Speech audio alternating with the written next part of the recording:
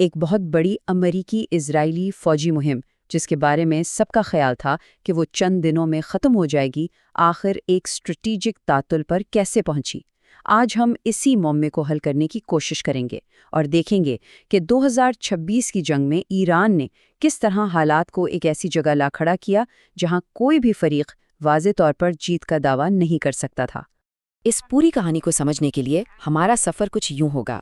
پہلے ہم دیکھیں گے کہ یہ جنگ ناقابل تسخیر کیوں بن گئی، پھر ایران کی جبری خطرے کی حکمت عملی کو سمجھیں گے، اس کے بعد اس کی مزاحمت کی گہری ثقافتی جڑوں تک جائیں گے اور یہ جانیں گے کہ عالمی معیشت کو کیسے ہتھیار بنایا گیا، اور آخر میں جنگ کے نئے اصولوں پر بات کریں گے۔ اچھا، تو آئیے سیدھا مدعے پر آتے ہیں۔ کہانی شروع ہوتی ہے 28 فروری 2026 سے، جب آپریشن ایپک فیوری کا آغاز ہوا، ایک ایسی فوجی مہم جس کا مقصد بالکل واضح اور ٹوک تھا۔ دیکھیں، یہ تنازع اچانک شروع نہیں ہوا۔ اس کی چنگاری اکتوبر 2023 میں حماس کے حملے سے بھڑکی تھی، جس نے پورے خطے کو اپنی لپیٹ میں لے لیا۔ پھر جون 2025 میں 12 روزہ جنگ ہوئی، جب ایران اور اسرائیل پہلی بار براہ راست فضائی جنگ میں آمنے سامنے آئے، اور پھر 28 فروری 2026 کو آپریشن ایپک فیوری کے پہلے ہی حملے نے سب کچھ بدل کر رکھ دیا۔ امریکی اسرائیلی اتحاد کے مقاصد بالکل صاف تھے۔ پہلا، ایرانی حکومت کا سر قلم کرنا۔ دوسرا، اس کے جوہری پروگرام کا ہمیشہ کے لیے خاتمہ کرنا۔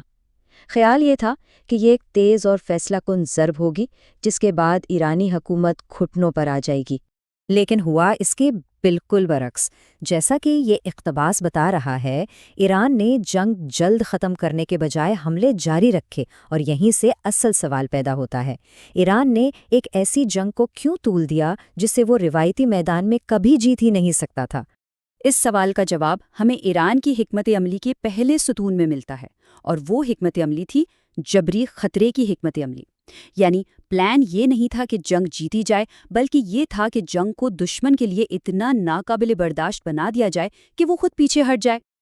اب یہ حکمت عملی کام کیسے کرتی ہے؟ اس کے دو حصے تھے۔ ایک تھا افقی پھیلاؤ، جس کا مطلب تھا کہ جنگ کو صرف ایک ملک تک محدود نہ رکھا جائے بلکہ پورے خطے میں پھیلا دیا جائے، اور دوسرا تھا عمودی پھیلاؤ، یعنی زیادہ تباہ کن ہتھیار استعمال کر کے جنگ کی شدت کو بڑھا دیا جائے۔ اور یہ صرف کوئی تھیوری نہیں تھی، ایران نے باقی 14 سے زیادہ ممالک کو اس جنگ میں گھسیٹ لیا۔ اسرائیل سے لے کر سعودی عرب، متحدہ عرب امارات اور یہاں تک کہ قبرص تک، اس نے پورے مشرق وسطیٰ کو ایک نو گو زون بنا دیا اور اس جنگ کو ایران اسرائیل تنازع سے کہیں بڑا بنا دیا۔ تو اصل بات یہ ہے، مقصد میدان جنگ میں جیتنا تھا ہی نہیں، بلکہ اتنا سیاسی اور معاشی درد پہنچانا تھا کہ اتحاد خود ہی پیچھے ہٹنے پر مجبور ہو جائے۔ یہ جنگ فوجی طاقت سے زیادہ سیاسی ارادے کا امتحان بن چکی تھی۔ لیکن صرف فوجی چالیں کافی نہیں ہوتیں۔ ایران کا اصل خفیہ ہتھیار اس کی گہری ثقافت اور مذہب میں چھپا تھا، جو اس کی مزاحمت کو وہ طاقت دیتا ہے جو میزائل نہیں دے سکتے۔ اور یہی وہ چیز ہے جو ہمیں بتاتی ہے کہ ایرانی افواج اتنی بہادری سے کیوں لڑیں۔ اسے سمجھنے کے لیے کربلا کے نمونے کو سمجھنا بہت ضروری ہے۔ یہ شیعہ اسلام کی روح ہے۔ یہ 680 میں امام حسین کی شہادت کی کہانی ہے، جو ایک چھوٹی سی جماعت کے ساتھ ظلم کے خلاف کھڑے ہوئے اور شہادت قبول کی۔ یہ نظریہ سکھاتا ہے کہ جب مقصد بڑا ہو تو بظاہر شکست بھی ایک روحانی فتح ہوتی ہے۔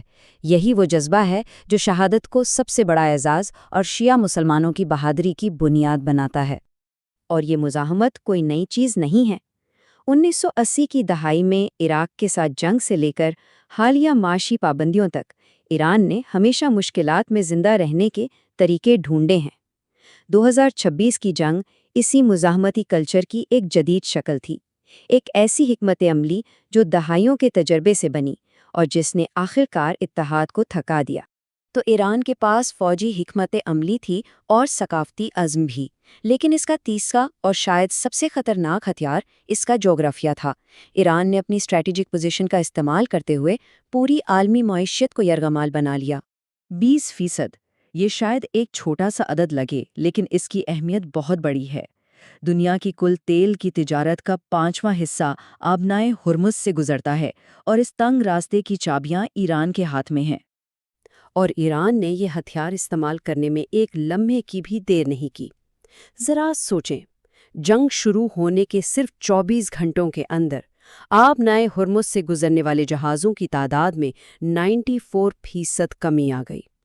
اس ایک اقدام نے دنیا کی توانائی کی سپلائی لائن کو تقریباً کاٹ کر رکھ دیا۔ ایران صرف بحری جہازوں پر نہیں رکا، اس نے سعودی عرب کی آئل فیسلٹیز سے لے کر قطر کے گیس پلانٹس اور متحدہ عرب امارات کے ایئرپورٹس تک اہم اقتصادی اہداف کو نشانہ بنایا۔